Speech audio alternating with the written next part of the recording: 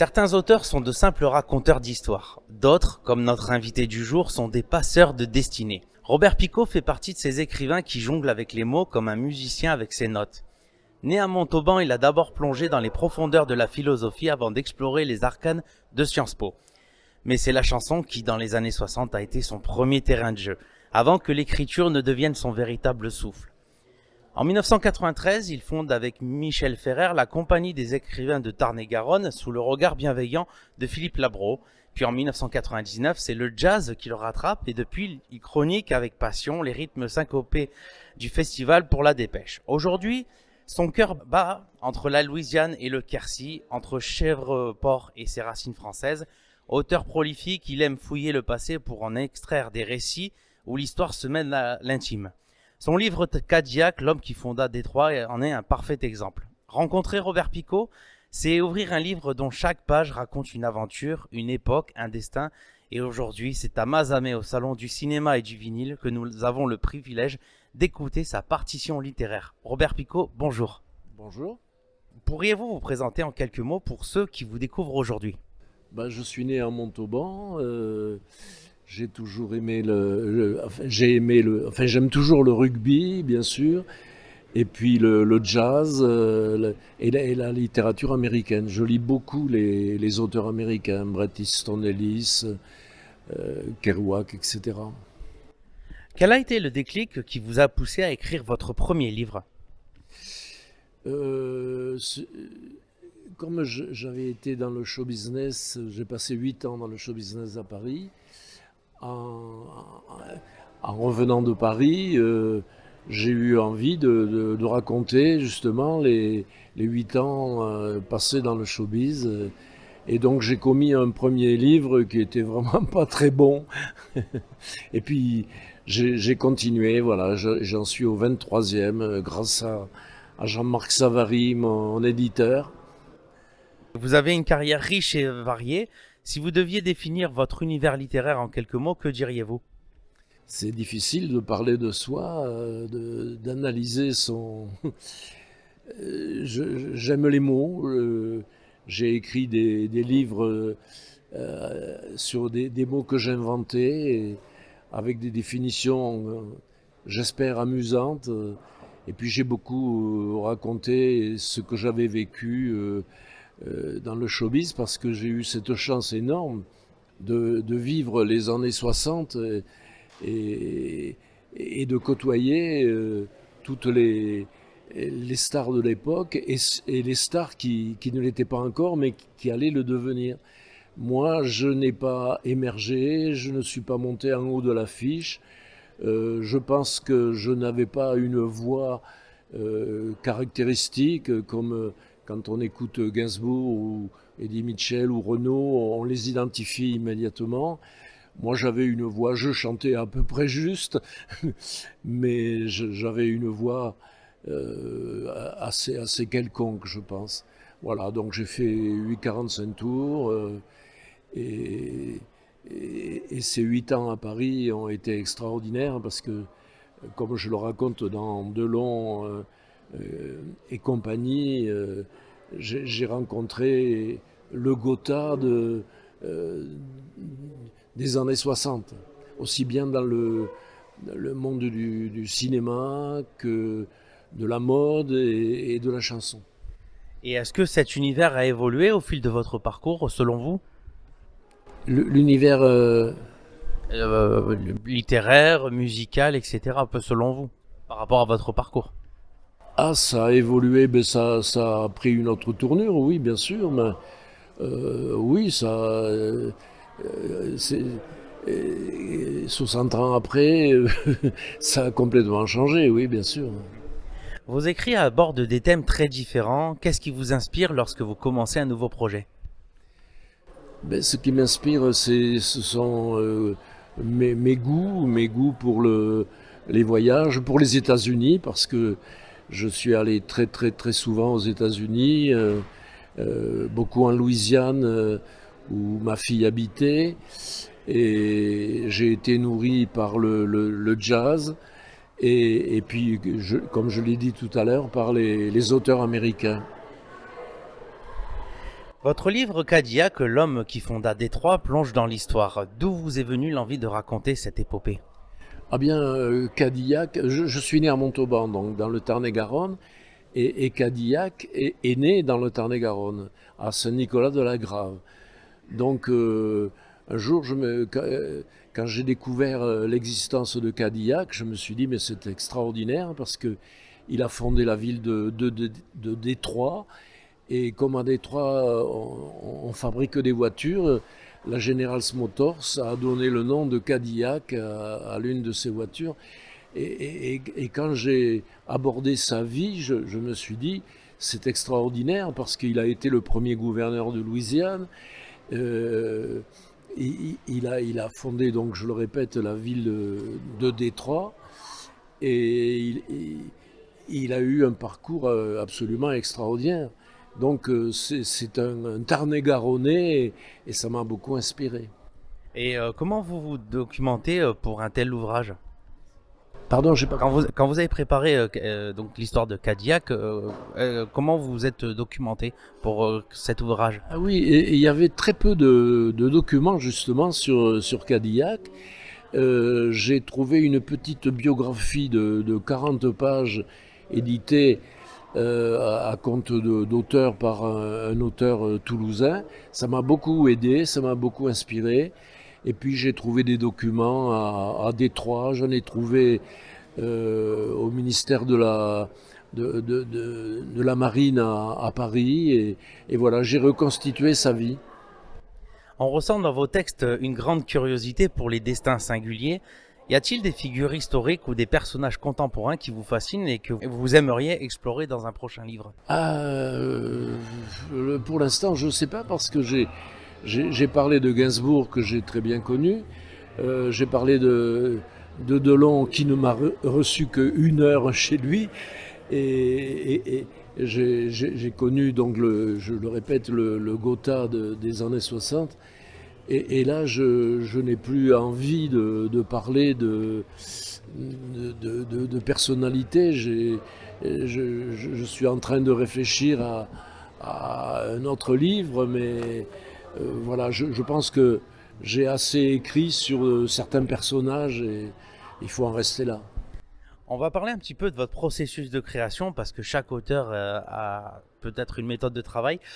Comment naît l'idée d'un livre chez vous? Avez-vous besoin d'un cadre précis ou vous laissez-vous place à un peu d'improvisation? J'ai besoin d'improviser, je me documente et j'aime écrire des livres très différents. C'est-à-dire que j'ai écrit des biographies, j'ai écrit des romans, des romans historiques, je l'ai dit tout à l'heure, des dictionnaires humoristiques, j'ai même écrit des essais. Voilà, je ne me... J'ai jamais écrit sur le théâtre, ni j'ai pas écrit de poésie non plus, mais je suis ouvert à plein de styles, plein de genres. Avez-vous déjà vécu le fameux syndrome de la page blanche? Comment le surmontez-vous? Oui, évidemment, à certains moments on cale un petit peu, mais non, quand j'ai une idée, je fonce. Là, j'écris la nuit, le jour, tout le temps. Voilà, donc la page blanche, j'essaie de la noircir. Est-ce que vous auriez un conseil pour mes jeunes élèves de l'établissement scolaire Jeanne d'Arc qui veulent se lancer comme jeunes auteurs confrontés à ce blocage? Mais d'abord, il faut être passionné, il faut aimer écrire. Et je crois que d'abord, j'ai pas de conseils à donner parce que des conseils, je devrais plutôt en recevoir. Mais il faut que l'éventuel auteur reste lui-même, voilà, surtout. Vous participez à de nombreuses rencontres avec vos lecteurs. Que vous apportent ces échanges? Oh, c'est très enrichissant de rencontrer des auteurs, surtout quand ils ont lu certains de mes livres. Quelquefois, je retrouve des auteurs pour qui j'ai signé des livres précédents. et c'est toujours gratifiant de rencontrer des auteurs, évidemment. Y a-t-il un moment marquant, une rencontre particulière qui vous a touché? Ah oui, mais c'est Gainsbourg, incontestablement. J'ai toujours eu une admiration pour Gainsbourg, ses textes, ses musiques, et comme j'ai eu la chance de le connaître à ses tout débuts, ou presque, de 64 à 70, nous avions des points communs. On aimait les petites anglaises, on aimait le jazz, on aimait la littérature, on aimait Bringuet, bien sûr, et Gainsbourg. Ça a été pour moi une révélation, et de le connaître à ses débuts, alors que si je l'avais connu quand il est devenu Gainsbourg, il m'aurait beaucoup moins intéressé. Ah oui, tant que ça. Oui, je pense que quand il était Gainsbourg, euh, il disait un peu n'importe quoi, et là, enfin, je sais pas, mais moi je l'ai connu jusqu'en 70, il est mort en 91, donc les 20 dernières années de sa vie, je ne l'ai plus rencontré, parce que j'avais quitté le showbiz, et je suis revenu dans ma province, à Montauban. Cinéma, musique, influence artistique. Nous sommes aujourd'hui au Salon du cinéma et du vinyle de Mazamet. Avez-vous un lien particulier avec le 7e art? Pouvez-vous nous en raconter un petit peu plus pour ceux qui nous écoutent en ce moment? Oui, le 7e art, j'ai vécu avec certaines comédiennes assez connues dans les années 60. J'étais pas comédien, j'étais pas un acteur, mais notamment grâce à Mireille d'Arc que j'ai connu à ses tout débuts, j'ai pu participer en tant que second rôle ou troisième rôle, où j'avais quelques mots à dire dans certains films. Enfin, je ne suis pas un comédien, je suis un musicien et je suis un auteur. Mais évidemment, le cinéma me passionne, et je vois que nous sommes dans un univers extrêmement riche, et il y a un style cinématographique qui m'intéresse toujours, c'est le western. Et parlons de western entre vous et moi, un film qui vous a marqué depuis si longtemps. Est-ce qu'il y a vraiment le film que pour vous c'est votre Madeleine de Proust? Ben, j'aime beaucoup Thelma et Louise. Thelma et Louise, où on retrouve l'Amérique profonde. C'est un film très fort, avec de superbes actrices. Bon, il y a énormément de films qui m'ont intéressé, comme Frankie and Johnny avec Al Pacino et Michel Pfeiffer. Et puis, bon, comme tout le monde, évidemment, j'ai une prédilection pour Casino et pour Titanic, et qui sont des films cultes. Et côté musique, quelles sont les bandes son de votre vie ou de votre écriture? Les bandes son. Quelle est la bande originale de film qui vous fascine le plus? La bande originale de film. Ah, du film. Les films dont la musique a été écrite par des jazzmen comme Miles Davis, qui a écrit la musique de Ascenseur pour l'échafaud. On va parler un petit peu de vos projets, donc ça sera la conclusion un peu de cette interview. Avez-vous un rêve ou un défi d'écriture que vous aimeriez réaliser un jour? Non, pas vraiment, parce que j'ai écrit un peu dans tous les domaines, à part, comme je l'ai dit tout à l'heure, à part la poésie et le théâtre. Donc voilà, je ne sais pas qu'est-ce que je vais pouvoir créer prochainement, mais je vais certainement rester dans la fiction et dans le roman. Quel conseil donneriez-vous à ceux qui souhaitent se lancer dans l'écriture? Et là, je ne parle pas de mes élèves. Ah, je vous l'ai dit tout à l'heure, je me sens pas capable de donner des conseils, parce que